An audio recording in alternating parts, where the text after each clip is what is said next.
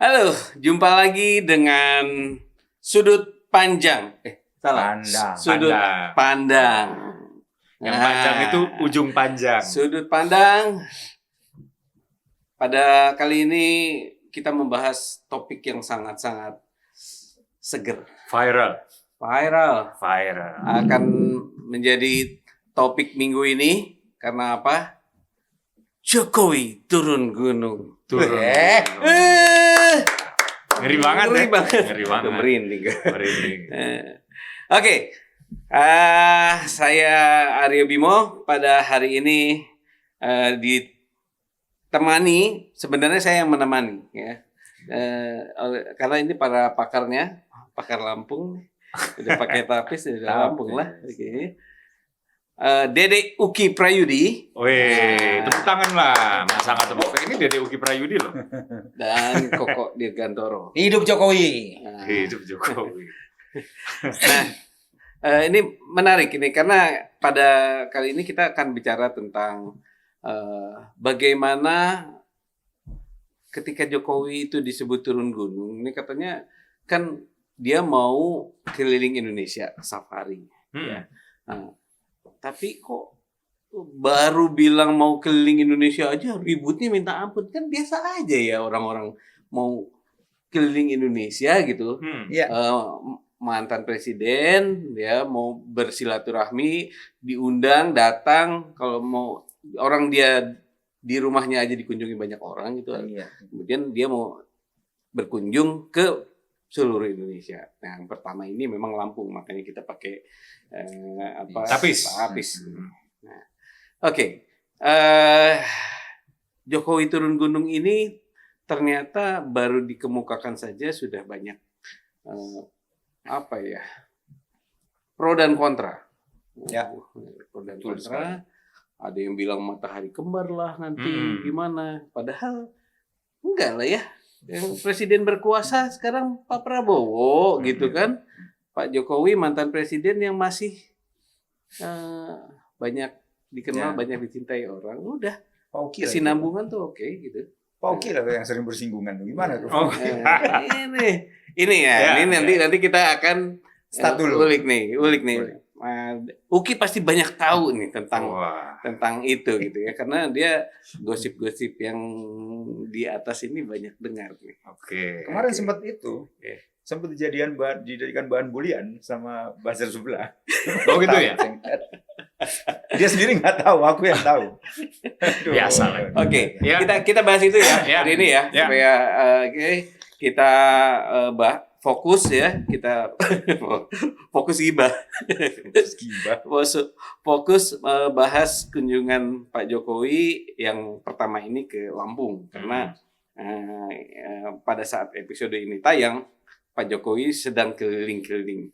Tidak hanya menemui masyarakat di pasar dan sebagainya itu, tapi misalnya juga ke pesantren, kemudian ada tempat-tempat budaya dan sebagainya.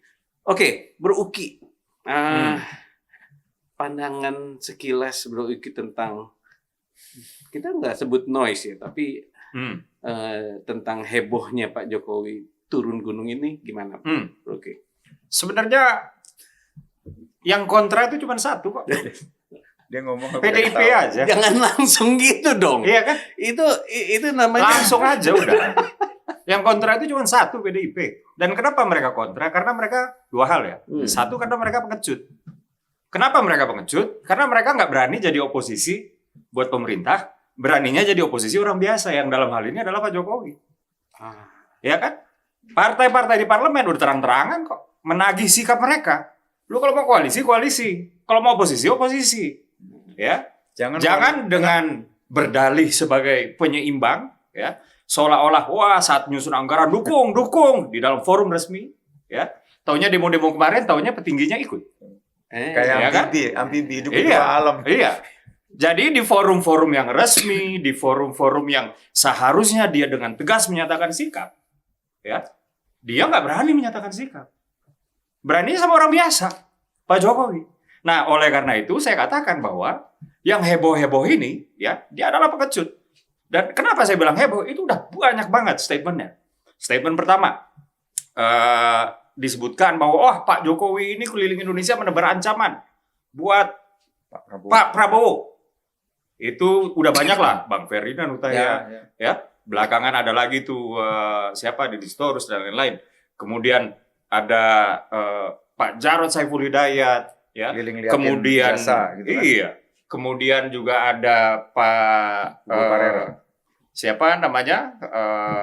Bang Hugo Parera. Hugo Parera, ya, yang mengatakan bahwa Pak Jokowi kalau keliling Indonesia tunjukkan ijazah dan lain-lain. Ya, intinya mereka itu beraninya menjadi oposisi sama orang biasa, sama Pak Jokowi. Tidak berani ya menjadi oposisi sama pemerintah. Dan itu artinya apa? Artinya mereka pengecut.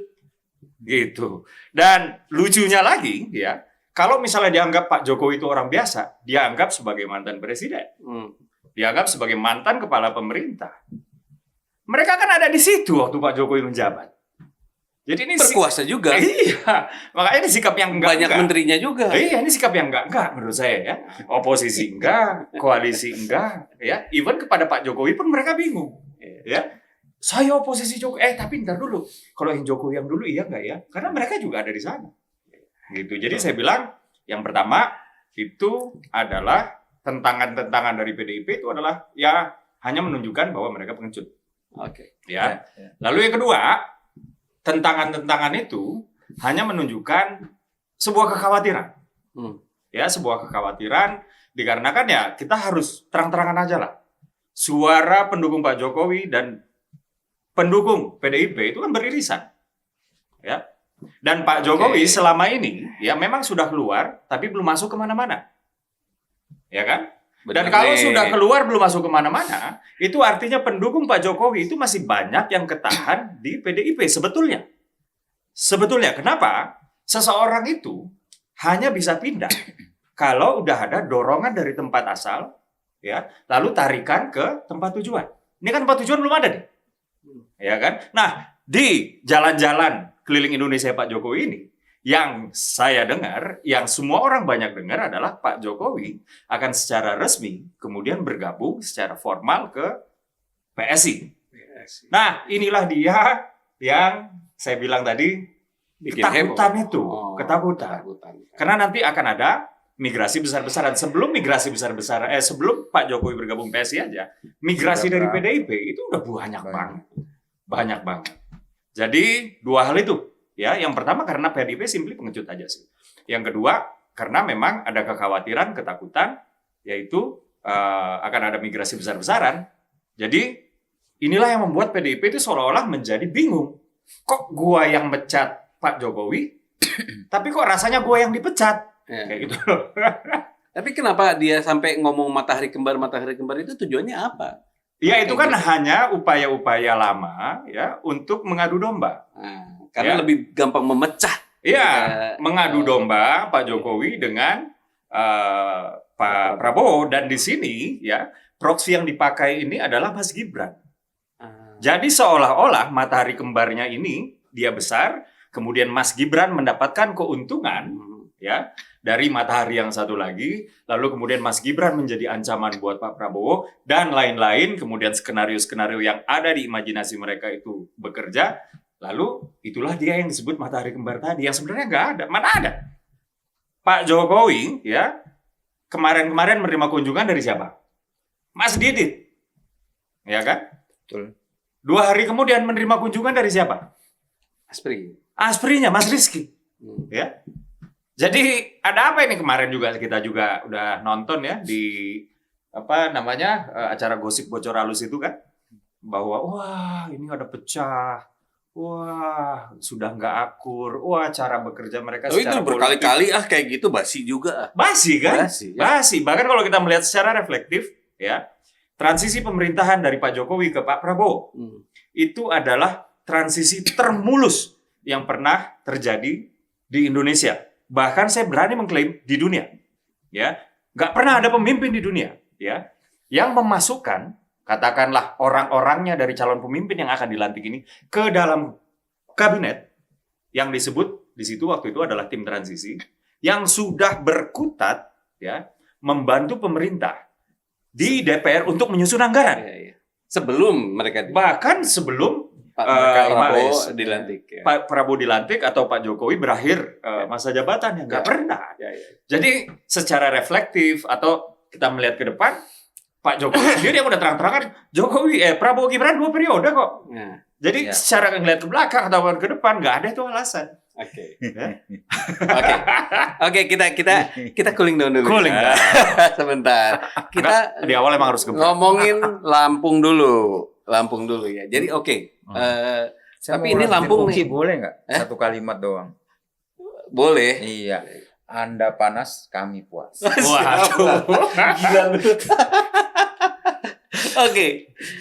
Kenapa Lampung, Mas Koko? Kira-kira kenapa Lampung? Artinya gini, Pak Jokowi pastinya punya preferensi dong. Dia itu bapaknya seluruh Indonesia waktu Iya, menjadi presiden betul. kan. Tapi ketika sudah tidak menjadi presiden, lalu saya mau bersilaturahmi kembali sama daerah-daerah. Tapi kenapa Lampung? Lampung itu menarik. Hmm.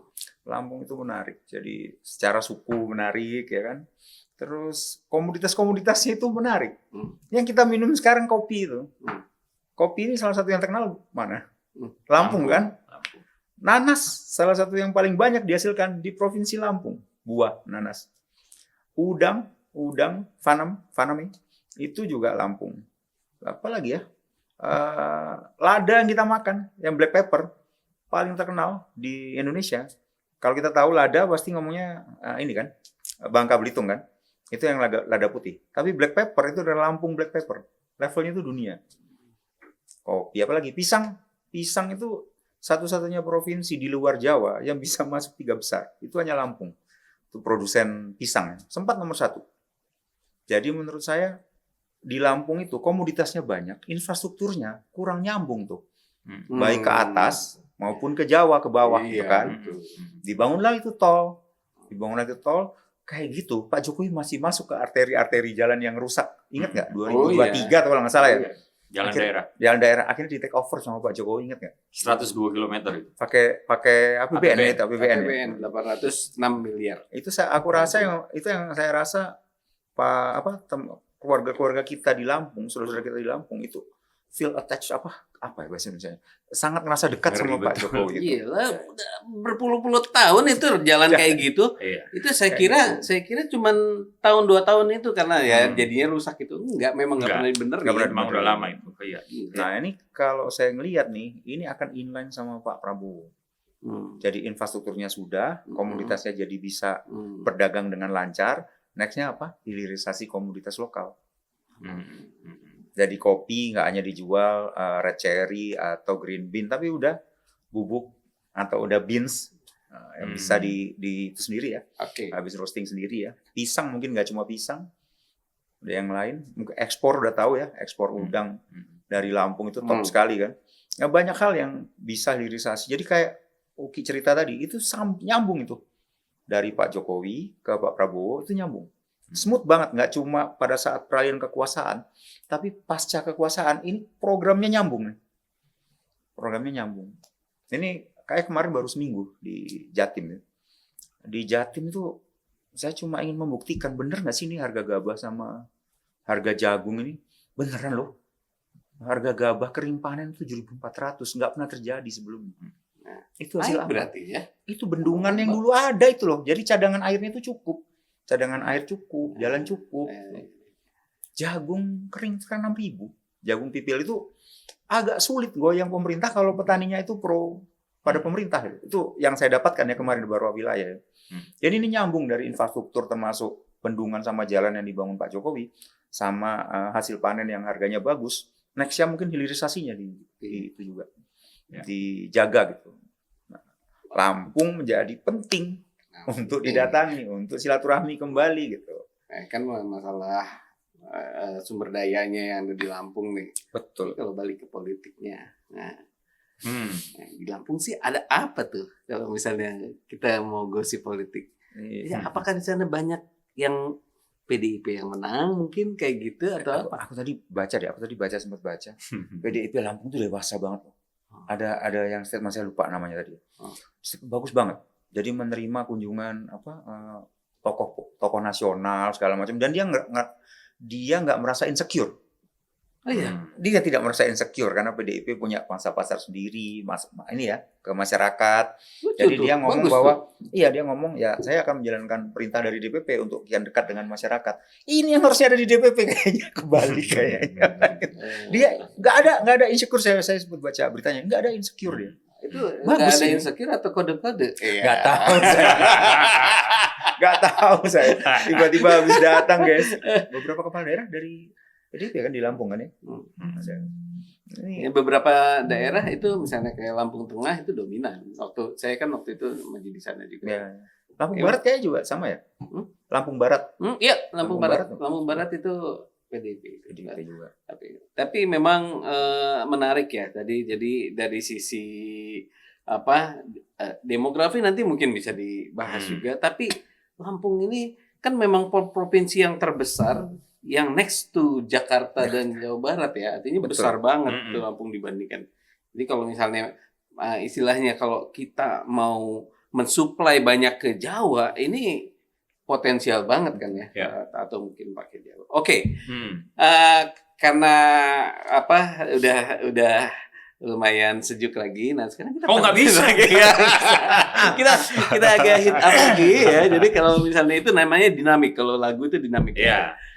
Gimana? Ya, jadi begini, Lampung itu adalah secara sosioekonomi dan politik, Lampung adalah gerbang, ya, gerbangnya Pulau Sumatera untuk para Javanese, untuk para orang-orang Jawa dan juga imigran-imigran yang dari luar Jawa yang kemudian bermukim di Jawa.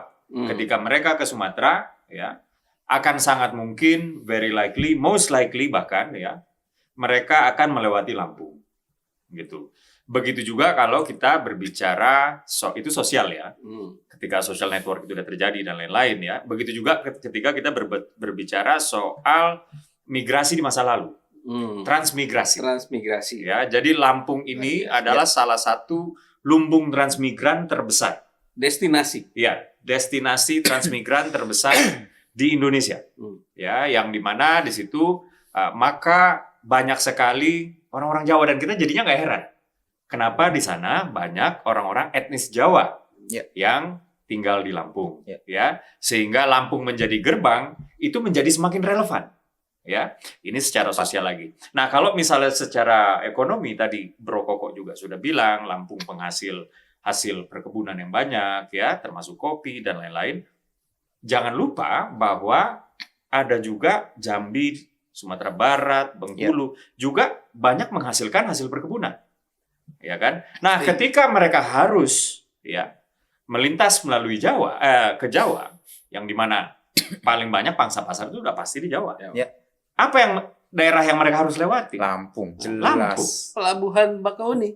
Iya, Pelabuhan Bakauni atau Lampung. Sehingga itulah dia kenapa penting, sekali lagi, ya, bukan hanya Lampung dibangun secara ekonomi, tapi penting sekali saat itu kita memiliki presiden yang betul-betul bukan hanya turun ke masyarakat, turun ke jalan, ya, turun dari mobil ya ke jalan, digini-giniin aspal, ya, sampai dia betul-betul tahu ya apa yang menjadi masalah di Lampung, sampai kemudian keluar kebijakan melalui Inpres. Dan dibuatlah itu jalan di luar Trans Sumatera. Trans Sumatera adalah satu hal. Jadi Pak Jokowi membangun Trans Sumatera dan itu melalui Lampung juga, yes. Tapi jalan daerah ini loh yang di take over sama pemerintah pusat, ya, yang kemudian pemerintah pusat mengeluarkan uang, padahal nggak nyampe 1 T, ya. Dan akhirnya jadi itu jalan. Jadi wajar kalau misalnya Lampung menjadi pilihan strategis, ya, buat Pak Jokowi untuk memenuhi undangan-undangannya. Jadi saya aku yakin ya bahwa Pak Jokowi memenuhi undangan pertamanya di Lampung. Bukan berarti di tanggal yang sama nggak ada tuh di daerah-daerah lain. Gitu. Jadi inilah dia istimewanya Lampung. Jadi Pak Jokowi ingin mengistimewakan Lampung. Ingat nggak cara Pak Jokowi waktu mau nurunin APBN itu loh? Dia bikin konten video dulu. Nah, mobil udah diarahkan jalan, Pak Jokowi lewat jalan yang lain yang jelek. Habis itu turun.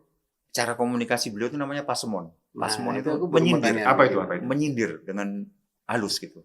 Itu udah titik beliau itu orang Jawa yang marah itu bikin ini apa? Bikin pasemon itu. Iya. Bikin. Itu. Jadi ngomong, "Wah, jalannya mulus sekali, saya sampai ketiduran." Gitu.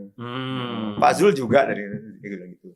Terus buka pintu di jalan yang jelek. Dan dia ngingir-ngingir di belakang gitu kan. Di belakang.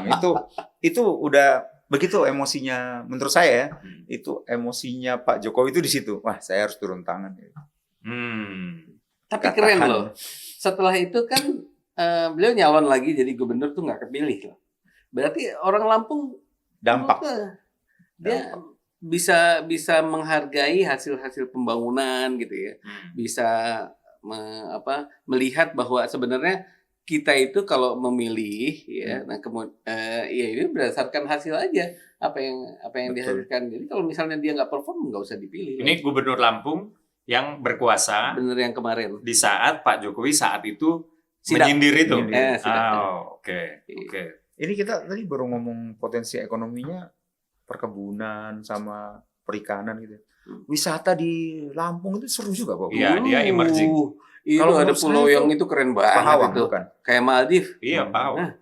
Kayak Little Bali nggak sih? Saya sudah 3 kali ke Pahawang. Keren ya. Bagus sekali, tapi memang belum terjamah.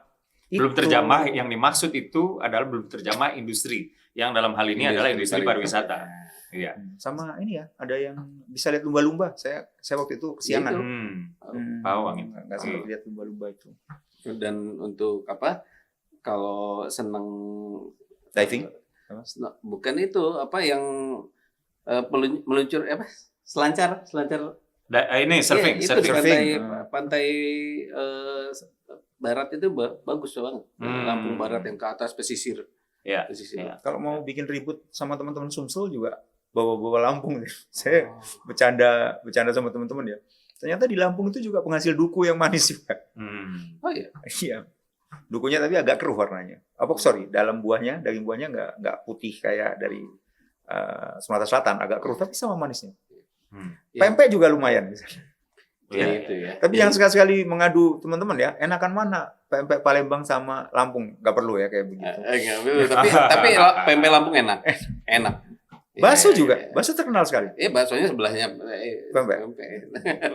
Ajaib sekali Pak Oki di sana. Ada bakso yang terkenal kayaknya nggak tahu ada rencana buka cabang di sini apa sudah ada ya. Bakso Sony kalau nggak salah namanya.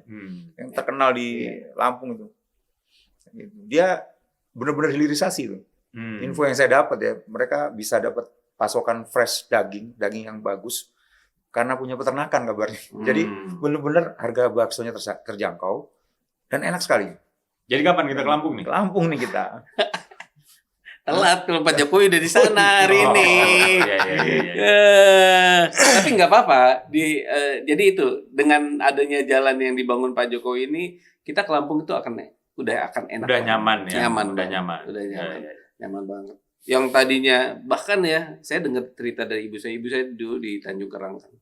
Itu kalau dari Jakarta, janganlah dari Jakarta dari Bakauheni ke Bandar Lampungnya aja itu berapa jam sendiri, 6 jam sendiri. Sekarang cuma 2 jam.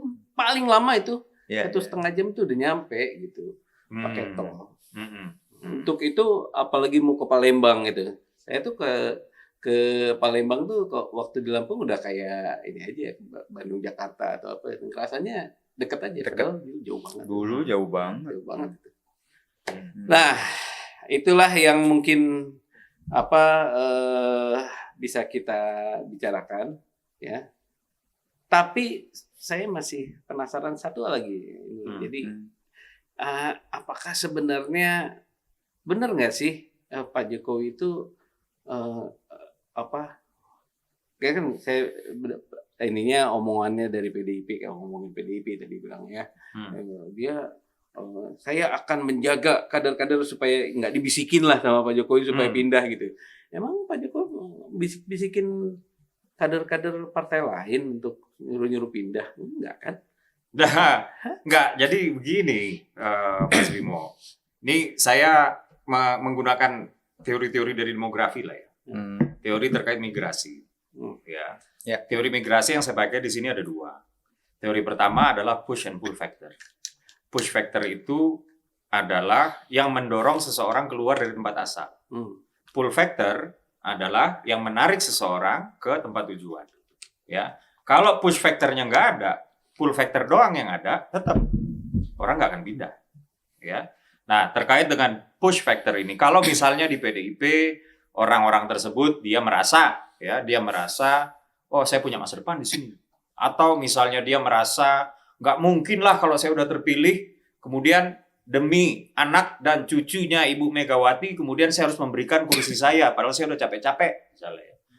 Atau misalnya dia merasa partai ini bersih dari korupsi, boro-boro korupsi, ya nggak mungkin lah orang koruptor jadi sekjen, misalnya kayak begitu ya. Nah, kalau misalnya orang nggak nyaman gitu ya dengan hal-hal yang tadi saya sebutkan, ya wajar aja kemudian ada push factor, faktor pendorong, ya. Nah, di sisi lain kalau misalnya orang melihat PSI nggak ada masa depan, ya, atau PSI kelihatannya mesinnya nggak kuat, atau cara sistem berpartainya nggak fair, ya. Nggak fair yang saya maksud tadi, kayak tadi lah, misalnya kita udah capek-capek menang, tapi kita disuruh, kamu kasih kursi kamu ya, buat cucunya ketum, atau buat anaknya ketum, gitu kan. Dan itu kejadian kan, banyak. Kalau di PDI kejadian kan ada Arteria Dahlan, ya kan. Kalau di PSI ada hal yang sama, tentu ketidaknyamanan itu akan melahirkan tidak ada pull factor di PSI. Kayak gitu loh. Nah, push factornya dari PDIP ada, pull factornya dari PSI juga ada. Ya kan? Termasuk Jokowi efek, itu kan pull factor. Nah, itulah dia teori yang pertama. Lalu yang kedua adalah teori social network, yaitu jejaring sosial. Ya, orang kalau udah pindah, coba deh Mas Bimo bermigrasi, ya. Terus di tempat tujuan, di tempat yang kemudian destinasi, ya, betah, ya.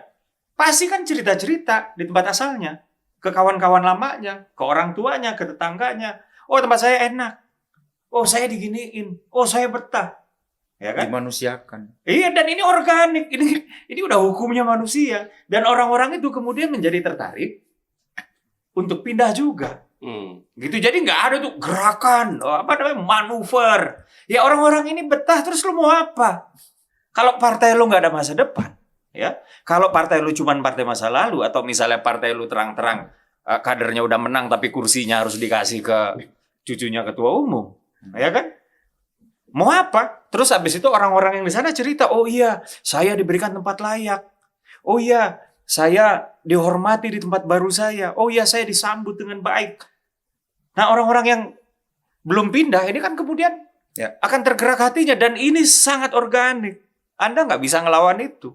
Dan teori ini udah ada bertahun-tahun, beratus-ratus tahun. Namanya social network theory. Gitu. Jadi nggak ada itu manuver-manuver, gerakan-gerakan, awasi-awasi, main detektif-detektifan. Saya ada satu kalimat menunjang Oki. Silakan. Kalau Anda ada di partai masa lalu, itu masa lalu. Mas Koko, ngomongin pull factor, closing statement. Kampung itu kandang gajah ya. Memang kampung gajahnya banyak gajah. Waikambas. Bisa nggak jadi kandang gajah sesungguhnya? Kalau saya melihat itu potensinya sangat besar. Dari kedekatan suku, ya kan, masyarakatnya, sama satu hal lagi, proof speak louder. Jadi pembangunan di sana dilakukan itu berkampanye untuk Pak Jokowi sendiri tanpa harus ngomong. Ini susah dibantah, mau 1000 kali ngomong Pak Jokowi tidak ada dampaknya lagi, mantan presiden yang hanya berkeliling untuk partai kecil, gitu kan. Kami sudah melupakan Pak Jokowi, udah dibilang begitu kan? Bayangin nggak sih? Bukan, bayangin nggak sih? Orang udah nggak punya jabatan, dikatakan ada di partai kecil, ya kan? Tapi setiap hari diomongin loh sama mereka. Sebenarnya itu mau ngatain Pak Jokowi basi atau malah terobsesi, ya kan? Dan itu karena beritanya negatif, travel fast. Orang jadi malah keinget Pak Jokowi. Nggak tahu mereka sadar atau enggak bahwa mereka melakukan kampanye untuk Pak Jokowi loh. Gimana? Itu betul, itu betul.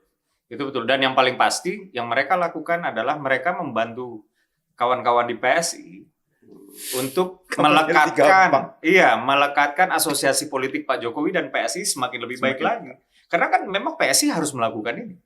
Jadi sebuah riset dari indikator politik, ya, Bang Burhanuddin Muhtadi, ya, Prof, mengatakan bahwa pemilih PSI itu umumnya perkotaan anak muda.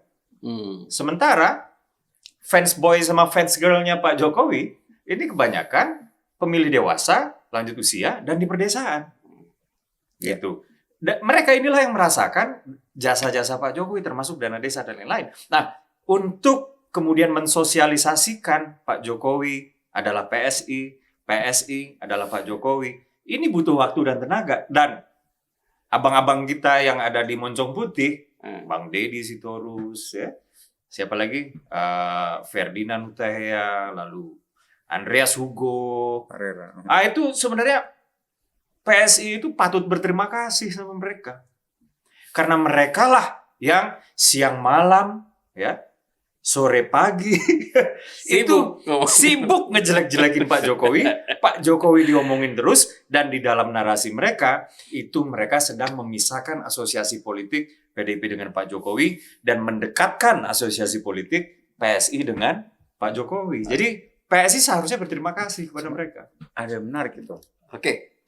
Ini waktunya sudah habis dan udah overtime. Ini extended time sebenarnya Piala Dunia ini.